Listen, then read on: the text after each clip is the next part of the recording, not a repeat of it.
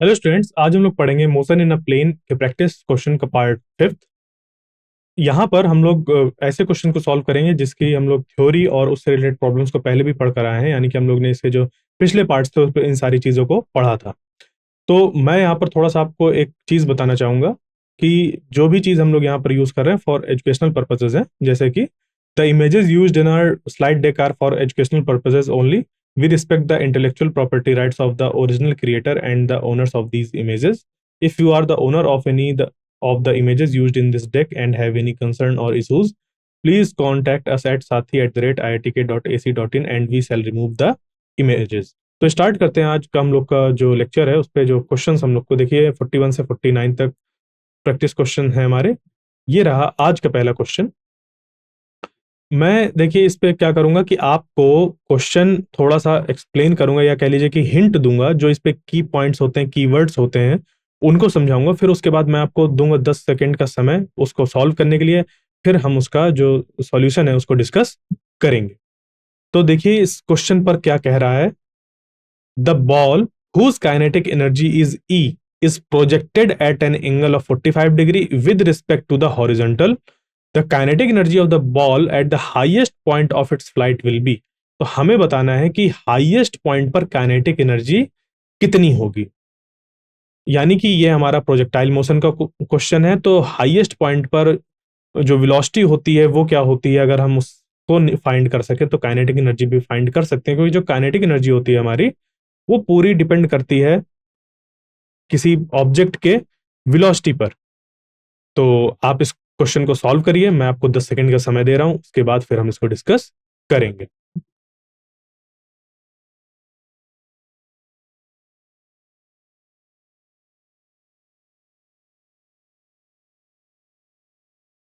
आइए इसके सॉल्यूशन को अगर हम लोग देखें तो जैसे कि मैंने बात करी कि हमने क्या लिया कि मान लीजिए कि जो हाईएस्ट पॉइंट है, ठीक है, तो हाईएस्ट पॉइंट ऑफ फ्लाइट उस पे अब क्या देखेंगे हम लोग कि जो हाईएस्ट पॉइंट ऑफ फ्लाइट है वहां पर वर्टिकल कंपोनेंट ऑफ वेलोसिटी जो होता है वो जीरो हो जाता है। जैसे कि जो हमारा प्रोजेक्टाइल मोशन होता है, तो प्रोजेक्टाइल मोशन के जो टॉप मोस्ट पॉइंट होता है, ठीक है, इस पॉइंट पर, इस जगह पर जो वर्टिकल कंपोनेंट होता है वेलोसिटी का वो जीरो होता है, जबकि हॉरिजॉन्टल कंपोनेंट इस पे मौजूद होता है। यानी कि only horizontal component is left, जिसके कारण से हम लोग लिख सकते हैं कि जो इस डायरेक्शन पर हमारी वेलोसिटी है वो है यू कॉस थीटा। अब थीटा क्योंकि हमें दिया हुआ है 45 डिग्री है, तो जो यू एक्स हो जाएगा वो होगा यू कॉस 45 डिग्री, यानी कि यू बाई रूट टू, क्योंकि कॉस 45 की वैल्यू 1/√2 होती है। तो यू एक्स हो गया यू बाई रूट टू। यानी कि अगर हम लोग हाईएस्ट पॉइंट पर काइनेटिक एनर्जी को अब देखते हैं तो क्योंकि सिर्फ एक ही डायरेक्शन पर हमारी वेलोसिटी का कंपोनेंट है और वो है एक्स डायरेक्शन, तो उस डायरेक्शन पर जो वेलोसिटी उसकी वजह से सिर्फ हमारी काइनेटिक एनर्जी निकल कर आएगी, जिसको कि अगर हम लिखना चाहें तो लिख सकते हैं ई प्राइम। हमने नाम दे दिया सिर्फ काइनेटिक एनर्जी इसको। तो E prime is equal to half M U X square, जो कि हो जाएगा 1/2 m, और यू एक्स की जगह पर आ जाएगा यू बाई रूट टू, और यू बाई रूट टू का जब स्क्वायर करेंगे तो बन जाएगा यहां से 1/2 m ब्रैकेट में यू स्क्वायर बाई टू, जिसका यहां पर अगर हम लोग देखें एक्सप्रेशन, तो हाफ एम यू स्क्वायर ये जो हिस्सा है इसको हम लोग लिख सकते हैं ई। क्यों? क्योंकि यहां पर लिखा गया है कि a ball whose kinetic energy is E, यानी कि इस पॉइंट पर जब इसको ऐसे प्रोजेक्ट किया गया इस पॉइंट पर, तो इसकी वेलोसिटी रही होगी यू, और इस समय जो एनर्जी थी काइनेटिक एनर्जी वो थी हमारी हाफ एम यू स्क्वायर, जो कि ई के बराबर थी। तो इसी तरीके से हम लोग ने रिलेट किया है जो हाईएस्ट पॉइंट पर हमारी काइनेटिक एनर्जी होगी वो कितनी होगी, तो वो बन जाएगी ई बाई टू, क्योंकि हाफ एम यू स्क्वायर को ई पुट कर देंगे और नीचे टू से डिवाइड है तो ई बाई टू हो गया। यानी कि जो आंसर सी है वो हमारा करेक्ट हो जाएगा। नेक्स्ट क्वेश्चन पर चलते हैं। A river is flowing from west to east with speed of 5 metre per minute. A man on the south bank of the river is capable of swimming at 10 meter per minute in still water. He wants to swim across the river in the shortest time. He should swim in a direction. अब इस तरीके के questions को पहले भी मैंने solve कराया है, यानी कि रिवर से रिलेटेड जो क्वेश्चन है वो मैंने पहले भी सॉल्व कराया है। हाँ, इस क्वेश्चन पर जो डिफरेंट है वो ये है कि हमें शॉर्टेस्ट टाइम बताना है जिसपे कि जो स्विमर है वो नदी को क्रॉस कर सके। तो हमें अगर टाइम को मिनिमम करना है तो जो वेलोसिटी होनी चाहिए वो हमारी मैक्सिमम होनी चाहिए। अब हम बात कर रहे हैं क्रॉस करने की, तो जो विड्थ होगी वो तो नदी की हमारी कांस्टेंट ही रहेगी। ठीक है, नदी की जो विड्थ है वो तो हमारी कांस्टेंट ही रहेगी। तो उसको हमें पार करने में ज्यादा से ज्यादा वेलोसिटी अपनी उसको पार करने में लगानी है। तो ऐसा कब होता है, इस तरीके से कुछ इस क्वेश्चन को सोचिएगा और इसको सॉल्व करिएगा। इसके जो ऑप्शंस है वो हैं ए ड्यू टू नॉर्थ, यहां पर B 30 degree east of the north, C यहां पर 30 degree west of north, D 60 degree east of north. ठीक है, तो मैं आपको अब 10 सेकंड का समय दे रहा हूं, आप इसको सॉल्व करिए, उसके बाद फिर हम इसका जो आंसर है उसको डिस्कस करेंगे।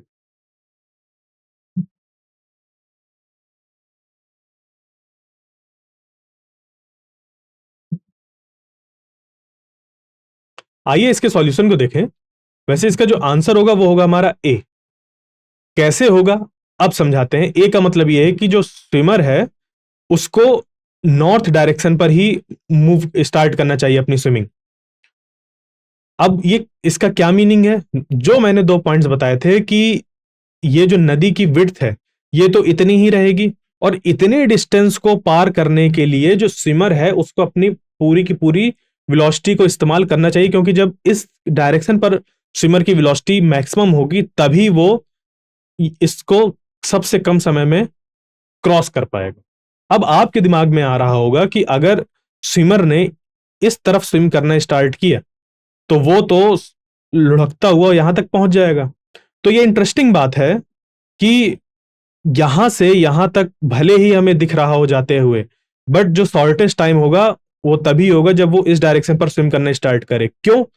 क्योंकि इतना जो इस पे डिस्प्लेसमेंट आया है वो स्विमर की वजह से नहीं आया, स्विमर की वेलोसिटी की वजह से नहीं आया। ये जो डिस्प्लेसमेंट आया जो जिसका की इफेक्ट हमें कुछ इस तरीके से दिखाई दे रहा है वो आया है रिवर की वेलोसिटी की वजह से। किसकी वेलोसिटी की वजह से? रिवर की वेलोसिटी की वजह से आया है। यानी कि जब स्विमर इस डायरेक्शन पर स्विम करेगा तो उसकी की पूरी वेलोसिटी इस डायरेक्शन में स्विम करने पे इस्तेमाल होगी, उसकी पूरी की वेलोसिटी, जिसकी वजह से जो समय होगा इस डायरेक्शन पर जाने के लिए सबसे कम होगा। जबकि इस डायरेक्शन पर जो है वो तो नदी उसको बहा कर ले जा रही है। तो भले ही हमें देखने में लगेगा कि जो स्विमर है उसने कुछ ज्यादा डिस्टेंस यहां से ट्रेवल कर ली है, बट एक्चुअल में ऐसा नहीं होगा, वहां पर उसको सबसे कम समय लगेगा। क्योंकि आप सोचिए ना, ऐसे कि कोई नदी में बह रहा है तो जिस तरफ वो बहाव है नदी का, अगर उस तरफ बहता हुआ उसको क्रॉस करेगा तो सबसे जल्दी क्रॉस कर लेगा।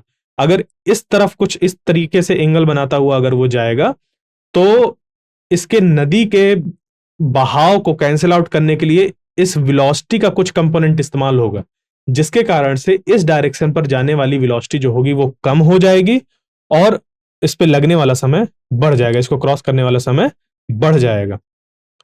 ठीक है, तो अब इसको मैथमेटिकली कैसे निकालेंगे आइए उसको समझते हैं।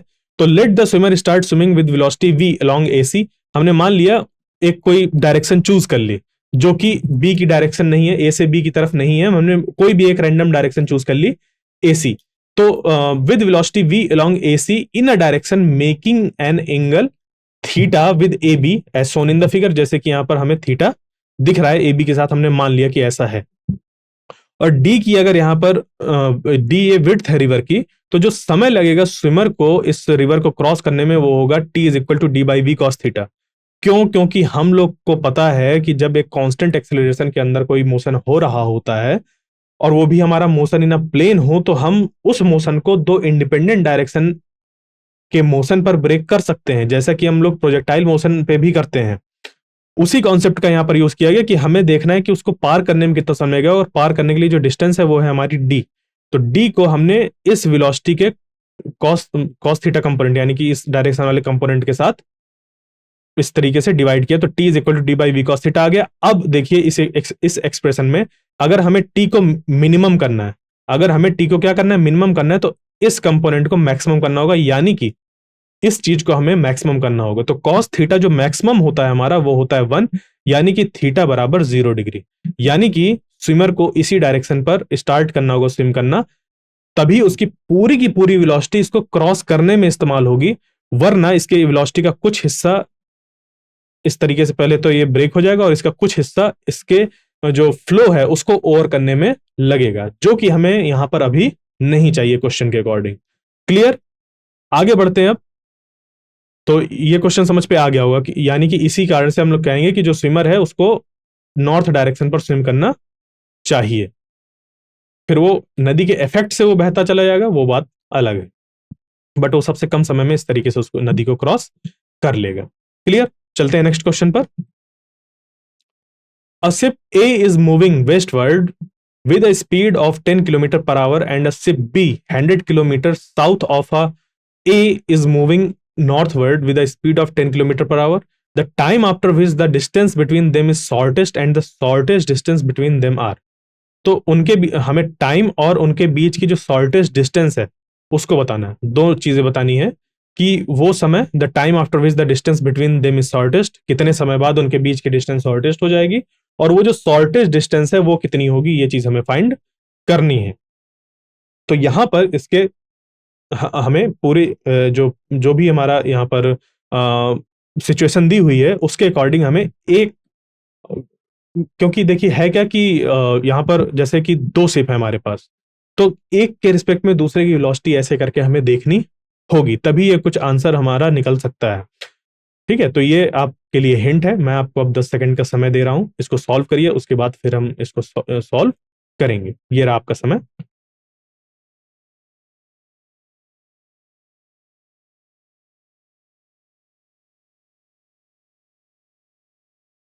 आइए इस क्वेश्चन को सॉल्व करें। देखिए मान लीजिए कि दो शिप है हमारे पास। Let the ship A and B at position as shown in the figure. इस तरीके से हमारे जो ये फिगर में दिख रहा है वैसा मौजूद है ये।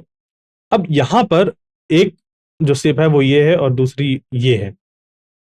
अब यहां से इनके बीच की हमें शॉर्टेस्ट डिस्टेंस निकालनी है। तो अगर हम रिलेटिव वेलोसिटी निकालते हैं बी की विद रिस्पेक्ट टू ए, तो क्या निकल कर आएगा?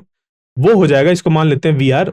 अगर इसको हमने मान लिया तो ये हमारी जो यहां पर बनेगी, वैसे तो हम इसको माइनस करेंगे, बट जब इसको हम लोग रिलेटिव वेलोसिटी निकालने की कोशिश करेंगे कंपोनेंट इसका, तो ये under root V one square plus V two square होगा, जिससे कि हमें मिल जाएगी relative velocity of B with respect to A 10√2 kilometre per hour along B C, इस डायरेक्शन पर बी से सी की तरफ ये हमें मिल जाएगी रिलेटिव वेलोसिटी इसका।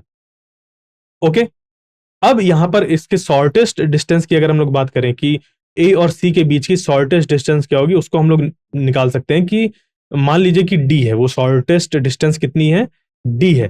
तो डी बराबर ए सी जो होगा वो होगा इस ए बी का 45। क्यों? क्योंकि ये एंगल हमारा 45 है तो ये भी हमारा 45 हो जाएगा। अब ये 45 एंगल है, ये कैसे पता चला?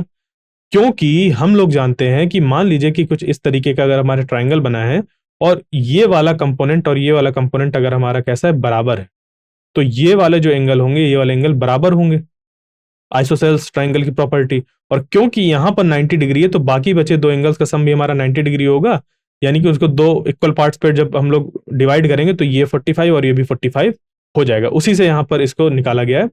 तो जो डी है हमारी ये डिस्टेंस वो निकल कर आ गई कितनी, D equal to A C equal to A B sine 45 degree.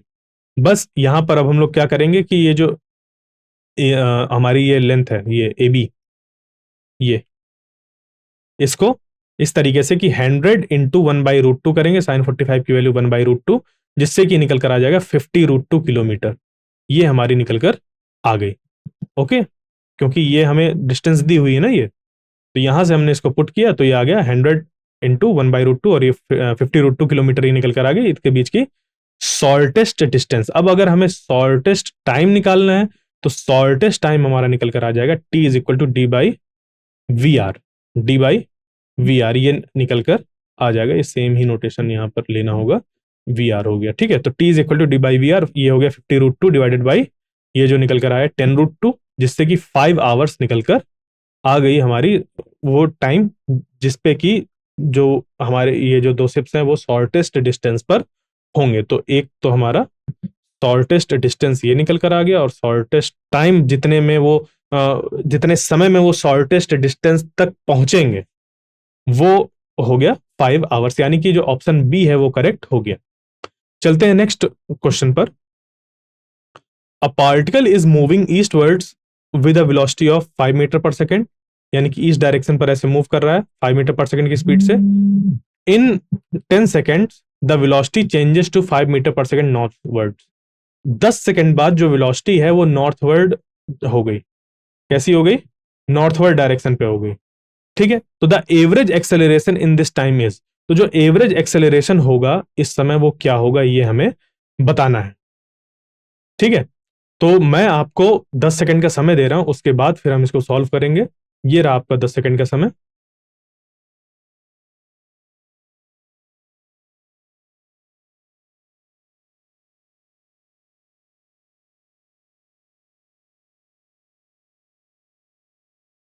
आइए इसको अब हम लोग सॉल्व करें।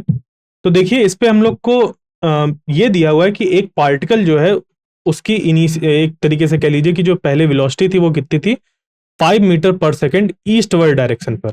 ठीक है, ये कुछ ऐसी थी ईस्टवर्ड डायरेक्शन पर। ठीक है, तो a particle is moving eastwards with a velocity 5 metre per second in 10 seconds. 10 second बाद जो वेलोसिटी है वो 5 मीटर पर सेकेंड नॉर्थवर्ड हो गई।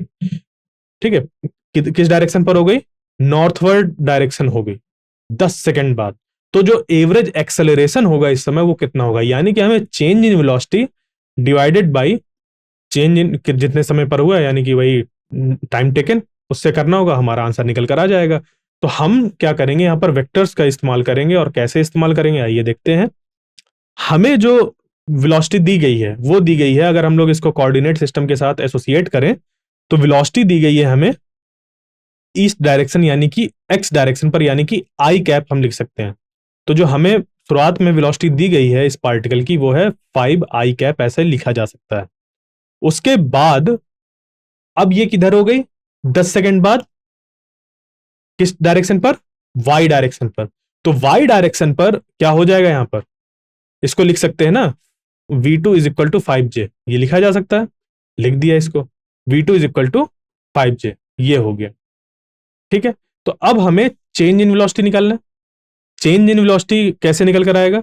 Delta v is equal to v2 minus v1, यानी कि 5j माइनस 5i, ये निकल कर आ जाएगा। ये हमारी चेंज इन वेलोसिटी हो गई।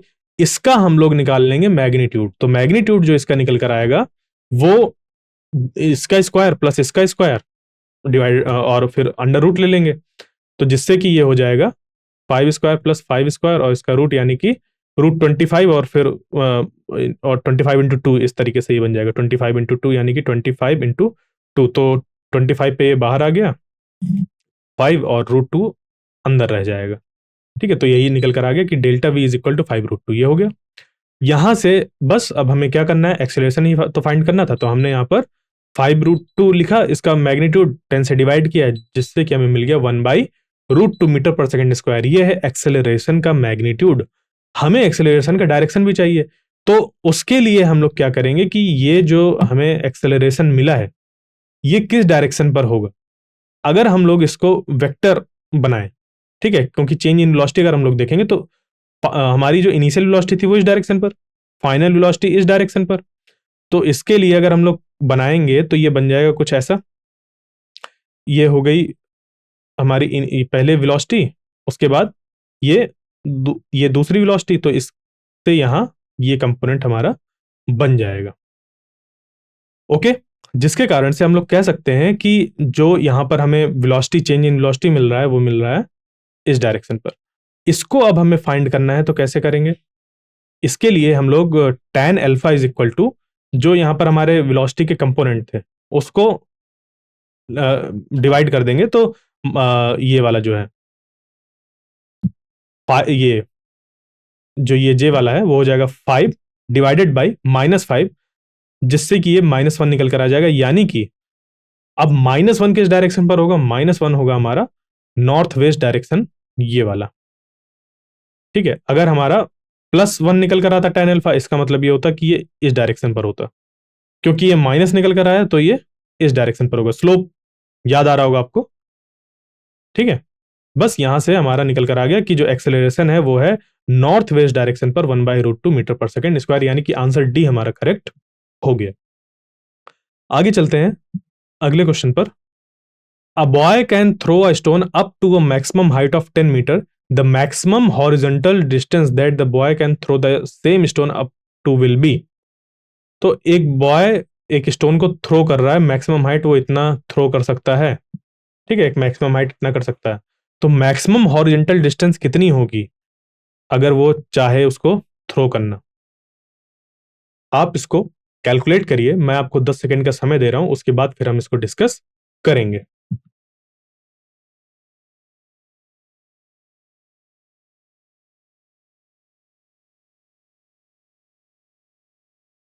आइए इसके सॉल्यूशन को देखें।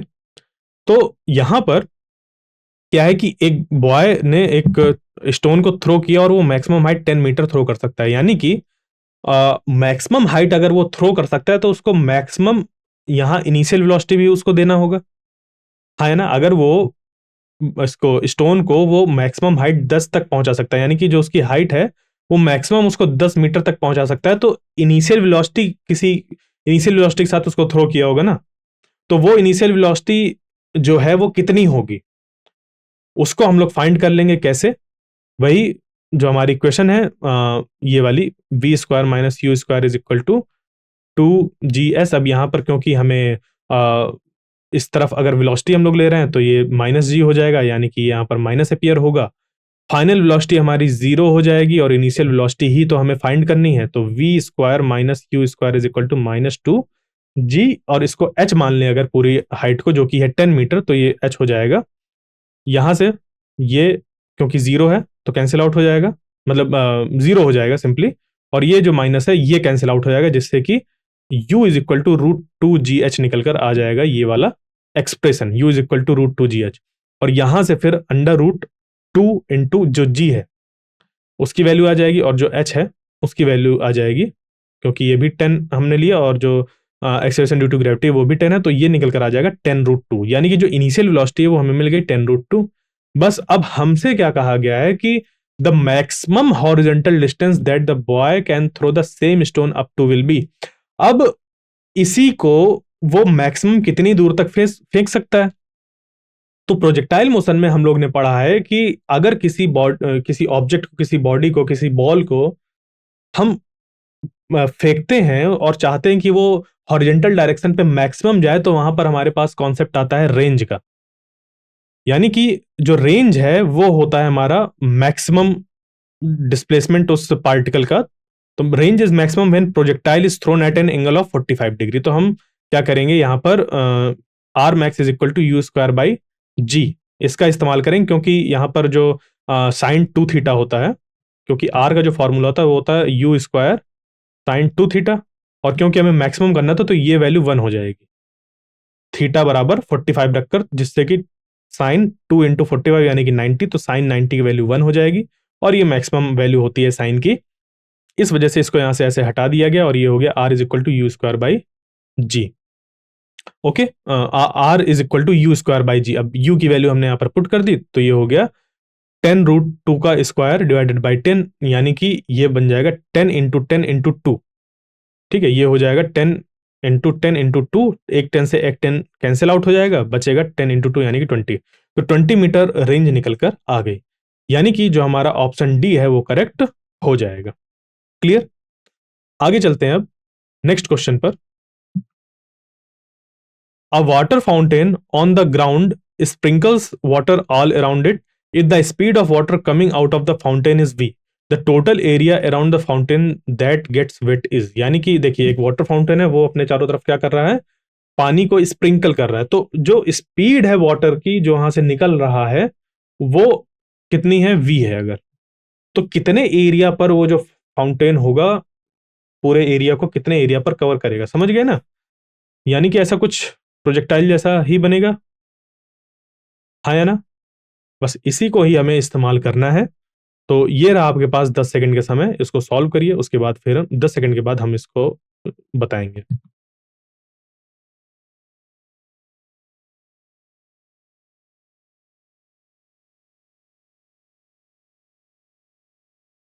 आइए देखते हैं कि इसको हम लोग कैसे सॉल्व करेंगे। सिंपल, हमें निकालना क्या है, एरिया निकालना है ना। अब यहां पर हमें दिया है कि जो वाटर है जिस स्पीड से आ रहा है वो है v, तो जो मैक्सिमम रेंज होगी कि मैक्सिमम कितना वो एरिया बना सकता है, तो वो हो जाएगा R M is equal to V square by G. अब यहां पर देखिए कोई हमें एंगल नहीं दिया हुआ था, क्योंकि हमें मैक्सिमम रेंज के बारे में बात करनी थी, और मैक्सिमम के केस में जो एंगल होना चाहिए वो 45 डिग्री ही होना चाहिए। उसी को हम लोग ने लेकर यहां पर इस्तेमाल किया कि R M is equal to V square by G. अभी जैसे फॉर्मूला बताया था साइन टू थीटा, तो वही 45 जब हमने थीटा की जगह पर रखा तो ये वन वैल्यू आ जाती है, तो R M is equal to V square by G हो गया। अब यहां से हमें पता चल गया कि जो मैक्सिमम होगा, यानी कि अगर हम यहाँ पर इस जगह पर फाउंटेन मानते हैं, तो इसके कारण से जो जाएगा रेंज वो इधर भी जाएगा और रेंज इधर भी जाएगा, जिसकी वजह से हमें इस तरीके से एक रेडियस मिल जाएगा, और इस रेडियस से मिलता हुआ हमें एक बनाना होगा सर्कल।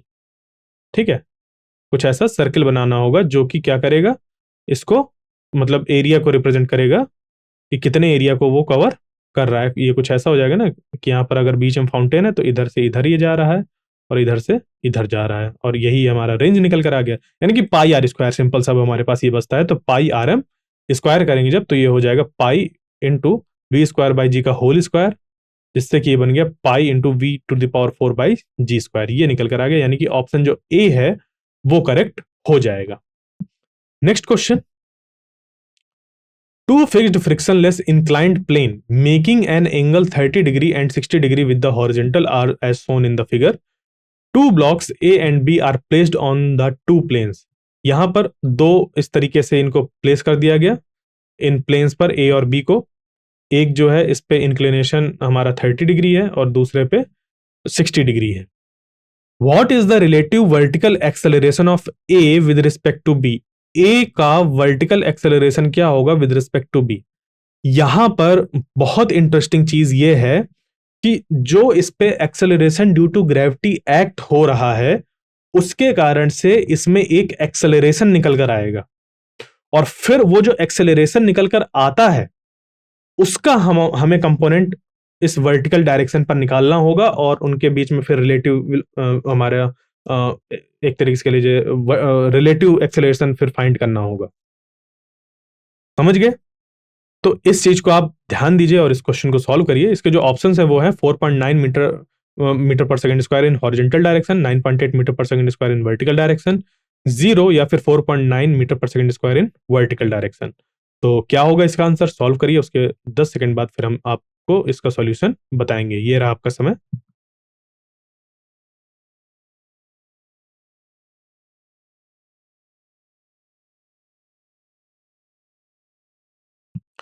आइए इसको सॉल्व करते हैं। तो जैसा मैंने कि बताया आपको कि जो एक्सेलरेशन यहां पर ड्यू टू ग्रेविटी है, उसके कारण से एक एक्सेलरेशन इस तरफ निकल कर आएगा।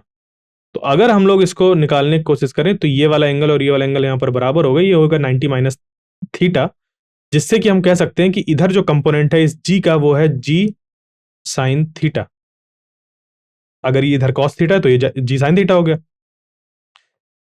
यानी कि ये है एक्सेलरेशन इसका जो कि हमारा निकल कर आएगा। सेम इसी तरीके से ये भी इधर वाला जो होगा, अब यहां पर एंगल अगर हम लोग लिखना चाहें तो लिख सकते हैं, ये हो जाएगा साइन 60 डिग्री, और इधर जो होगा वो हो जाएगा जी साइन 30 इज इक्वल टू ए, ये बन जाएगा।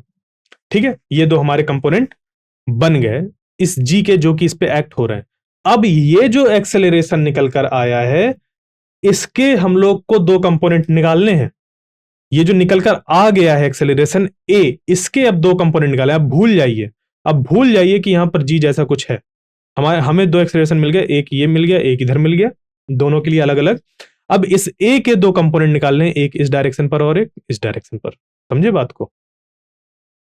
तो इस एक्सेलरेशन के अब दो जो कंपोनेंट होंगे उस पे ये वाला एंगल हमारा 90 माइनस थीटा ही रहेगा, और ये वाला थीटा आ जाएगा। सेम यहां पर भी होगा।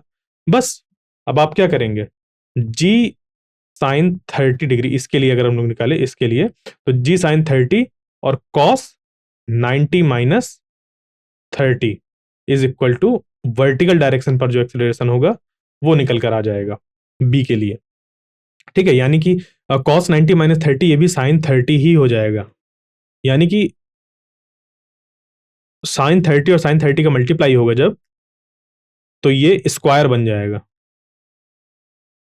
यानी कि ए वर्टिकल डायरेक्शन पर जो होगा, ठीक है, ए वर्टिकल, इसको हम वर्टिकल डायरेक्शन अगर मान ले तो ए वर्टिकल डायरेक्शन पर जो होगा इस बी ब्लॉक के लिए वो हो जाएगा जी साइन स्क्वायर 30 डिग्री। बिल्कुल इसी तरीके से हम लोग ए का कंपोनेंट वर्टिकल डायरेक्शन पर ए के लिए निकाल सकते हैं। ठीक है, ए का कंपोनेंट वर्टिकल डायरेक्शन पर, एक्सेलरेशन का कंपोनेंट वर्टिकल डायरेक्शन पर ए के लिए जो होगा वो हो जाएगा जी साइन स्क्वायर 60 डिग्री। बस इनको आप क्या करेंगे, माइनस कर देंगे तो वर्टिकल एक्सेलरेशन जो है हमारा रिलेटिव ऑफ ए विद मतलब relative vertical acceleration of A with respect to B ये निकल कर आ जाएगा। यहां पर इसको माइनस इसको कर देंगे यानी कि A V A minus A V B, जिससे कि ये बन जाएगा कि वर्टिकल डायरेक्शन पर relative acceleration of A with respect to B हमें पता चल जाएगा, वो भी किधर वर्टिकल डायरेक्शन पर। ठीक है, तो यानी कि जी साइन स्क्वायर 60 माइनस जी साइन स्क्वायर 30 किया गया, जी फिर कॉमन ले लिया गया तो ये आ गया G sine square 60 degree minus sine square 30 degree is equal to, यहाँ पर जब हम लोग वैल्यूज को पुट करके सॉल्व करेंगे तो ये जी बाई रूट टू यानी कि 4.9 मीटर पर सेकंड स्क्वायर निकल कर आ जाएगा, वो भी किधर वर्टिकल डायरेक्शन पर। ठीक है, ये इस पे कॉन्सेप्ट लगता है। चलते हैं नेक्स्ट प्रॉब्लम पर। A particle is moving with velocity v equal to k yi plus xj where k is a constant, the general equation for its path is। तो अब देखिए ये हमें velocity दिया हुआ है और यहाँ पर ये दिया दे रखा है कि जो k है वो कांस्टेंट, और जो velocity का या हमारे पास एक्सप्रेशन है वो ये है। तो हमें general equation for its path बताना है, जैसे कि प्रोजेक्टाइल मोशन के लिए उसकी पाथ की इक्वेशन निकालते हैं ना हम लोग, उसी तरीके से यहाँ पर भी हमें निकालना है। तो जो प्रोसेस वहां पर की जाती है वैसा ही प्रोसेस यहाँ पर भी हमें लगाना होगा। तो ये रहा आपका 10 सेकंड का समय, आप इसको सॉल्व करिए, उसके बाद फिर हम इसका डिस्कशन करेंगे।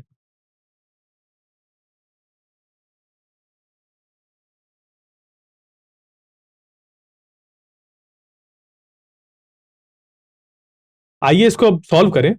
तो देखिए क्या होगा कि जो हमें वेलोसिटी दी है वो दी हुई है v is equal to K Y I plus के एक्स जे। यहां से अगर हम लोग इस v को लिखना चाहें तो दो कंपोनेंट्स पे ब्रेक करके इसको लिखा जा सकता है कि dx by D T I component plus, यानी कि इसको लिखा जा सकता है dx by D T I plus D Y by D T J. जिसके बाद इसको जब हम लोग इसको इससे कंपेयर करेंगे तो हमें ये और ये मिल जाएगा और फिर ये और ये मिल जाएगा, मतलब बराबर करके दो इक्वेशन मिल जाएंगी। dx by D T is equal to K Y और dy by D T is equal to K X. इसको अगर हम लोग क्या करें, क्योंकि जब इक्वेशन ऑफ पाथ निकालना होता है तो हमें टाइम वाला जो कंपोनेंट है वो चीज हटानी होती है। तो इसके लिए हम लोग क्या करेंगे, dy by D X is equal to D, जब इसको मतलब डिवाइड करेंगे, दोनों इक्वेशन को डिवाइड करेंगे, dy by D t divided by D x by D t जब करेंगे तो यहाँ मिल जाएगा dy by D x equal to dy by D t, और फिर यहाँ पर इसको जब हमने dx बाई डी टी को डिवाइड किया था तो ये dt ऊपर आ जाएगा। फिर इससे हमारे पास बचेगा क्या, dy बाई डी एक्स, यही चीज, और उसके लिए यहाँ पर इधर वाले जो हैं ये भी तो डिवाइड होंगे, ये बन जाएंगे के एक्स बाई के वाई। ओके, इसको हमने सिंपली यहाँ पर क्या किया है, डिवाइड किया है और कुछ नहीं किया। तो dy बाई डी एक्स जो होगा वो यहाँ पर हो जाएगा, एक्चुअली ये बना कुछ इस तरीके से है, इसको जब हम लोगों ने डिवाइड किया और D x by D T, फिर इसकी जगह पर हम लोग ने dy बाई डी टी की जगह पर पुट कर दिया के एक्स और यहाँ पर पुट कर दिया के वाई, यानी के से के कैंसिल आउट हो गया, यानी कि dy बाई डी एक्स जो है वो निकल कर आ गया x बाई वाई, ये चीज निकल कर आ गई इस पॉइंट पर। अब यहां से हम लोग इसको ले जाएंगे तो ये बन जाएगा y d y is equal to x d x. बस इसको जब हम लोग इंटीग्रेट करेंगे तो ये बन जाएगा y square by two equal to x square by two plus constant, और फिर वो जो टू है वो भी इस कॉन्स्टेंट पर ही चले जाएंगे, जिसकी वजह से हमें इक्वेशन मिल जाएगी Y square is equal to x square plus C. इस तरीके से हमें यहाँ पर एक इक्वेशन मिल जाएगी जो जिससे कि हमारा जो आंसर डी है वो करेक्ट हो जाएगा। अब चलते हैं हम लोग आज के आखिरी क्वेश्चन पर। The maximum range of a bullet fired from a toy pistol mounted on a car at rest is r naught equal to 40 metre. What will be the actual angle of inclination of the pistol for maximum range when the car is moving in the direction of firing with uniform velocity this on a horizontal surface। यानी कि situation कुछ ऐसी है कि जब car खड़ी है तब मैक्सिमम जो रेंज है उसकी वैल्यू हमें बता दी गई है, यानी कि जो टॉय पिस्टल है वो कितनी वेलोसिटी दे पाता है वो हमें पता चल गई।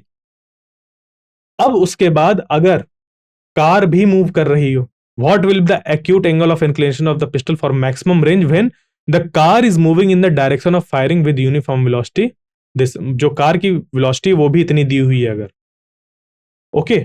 तो हमें यहां पर ध्यान देना होगा कि अब कार भी मूव कर रही है, तो मैक्सिमम रेंज को निकालने के लिए इस कार वाली वेलोसिटी को भी हमें उस पर इनकॉर्पोरेट करना होगा अपने प्रोजेक्टाइल मोशन पर।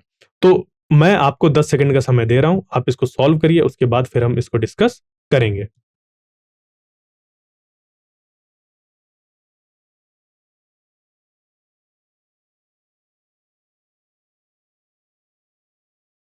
आइए इसको देखते हैं कि कैसे सॉल्व करेंगे।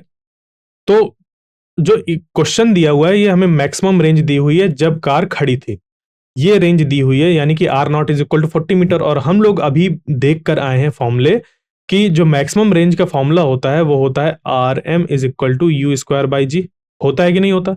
यानी कि जो ये मैक्सिमम रेंज दी हुई है 40, इसको इसके बराबर कर सकते हैं, तो हमने कर दिया यहाँ पर u square by g is equal to 40 कर दिया। यहां से जब हम लोग यू को कैलकुलेट करेंगे तो ये हमें कितना मिल जाएगा, वो हो जाएगा 20। कैसे? U square is equal to 40 into G करेंगे, जी को यहां पर दे रखा है कि 10 मान लेना है, तो जब इसको 10 मानेंगे तो ये हो जाएगा 400, और 400 का जब रूट लेंगे तो हमें वेलोसिटी मिल जाएगी जो कि हो जाएगी 20 मीटर पर सेकेंड। अब जो समय लगेगा वो कितना लगेगा, यानी कि जो टाइम ऑफ फ्लाइट होगा वो हो जाएगा 2u sine theta by G होता है, तो थीटा की जगह पर, क्योंकि मैक्सिमम की बात करी, मैक्सिमम रेंज की, तो हमने रख दिया 45 डिग्री, जिससे कि जो समय निकल कर आएगा ये 2 हो गया, u जो हो गया 20 हो गया, साइन 45 की वैल्यू 1/√2, और g की वैल्यू यहां पर 10 आ गई। जब इसको सॉल्व करेंगे तो ये t निकल कर आ गया 2√2 सेकेंड्स।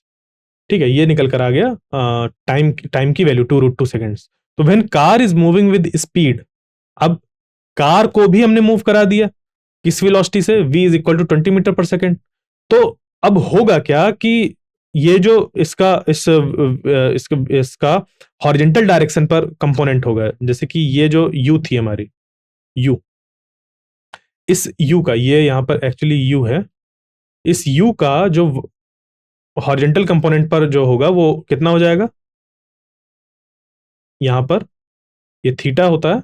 अब हमें वो थीटा बताना है ना कि क्या होगा, तो हमने उसको रखा कि u, और इधर cos theta plus 20 into t equal to 40, ये है उसका मैक्सिमम रेंज के बराबर, हमने उसको कर दिया। और ये जो टाइम है, टाइम हमने जो पहले से कैलकुलेट किया था उसको यहां पर पुट कर दिया। ठीक है, ध्यान दीजिएगा, ये जो u कॉस थीटा, u हमने ये माना है कि अब ये जो फायरिंग हुई वो u वेलोसिटी से हुई, और ये जो कार है वो भी मूव कर रही है, यानी कि इस डायरेक्शन पर दो कंपोनेंट हो गए वेलोसिटी के, एक तो हो गया u कॉस थीटा, और साथ में क्योंकि कार भी इस डायरेक्शन पर मूव कर रही है तो वो दूसरा कंपोनेंट है 20 मीटर पर सेकेंड, वो तो है ही कार का, ये जो दे रखा है v बराबर। इन दोनों को ही ऐड करने के बाद जो समय है उससे जब हम लोग मल्टीप्लाई करेंगे तब वो 40 के बराबर करना पड़ेगा उसको। और ये जो टी हमने कैलकुलेट किया था पहले वाले से, तो ये हो जाएगा 2√2, और यहां से जो थीटा निकल कर आ जाएगा। अब कैसे इसको करेंगे हम लोग सॉल्व, ये बन जाएगा जैसे ये जो है इसको इस तरफ अगर हम लोग ले जाएं तो ये निकल कर आ जाएगा कॉस स्क्वायर थीटा बाई 2 की वैल्यू कितनी हो जाएगी यहाँ पर हमारी, ये 1/2√2, जो कि ये 60 के अराउंड हमारा निकल कर आ जाएगा, यानी कि जो आंसर बी है वो करेक्ट हो जाएगा। ओके, ठीक है, क्लियर। इसको अगर हम लोग चाहें तो इसको एक एक स्टेप सॉल्व कर सकते हैं, जैसे कि मान लीजिए 20 हमने इसको बाहर किया तो ये हो गया कॉस थीटा प्लस 1, और ये हुआ 2√2 इज इक्वल टू 40। यहां से अब 2 इंटू 20 हो जाएगा 40, कितना हो जाएगा 40, और ये √2, तो 40 से 40 कैंसिल आउट हो जाएगा, बचेगा इधर 1, यानी कि cos theta plus 1 into √2 is equal to 1, जिससे कि हो जाएगा cos theta is equal to 1/√2 minus 1। इसको जब हम लोग सॉल्व करेंगे तो इसको कर सकते हैं कि cos theta is equal to 1 minus √2 divided by 1, ये हो जाएगा। और इसको अगर हम लोग अब सॉल्व करें, ठीक है, तो इसको थोड़ा चेंज करके हम लोग निकाल सकते हैं, अराउंड 60 डिग्री हमारा निकल कर आ जाएगा। क्लियर? तो ये आंसर बी वाला करेक्ट हो गया। आई होप जो आज का लेक्चर था वो आपको समझ पे आया होगा। मिलते हैं नेक्स्ट लेक्चर में, तब तक के लिए थैंक यू।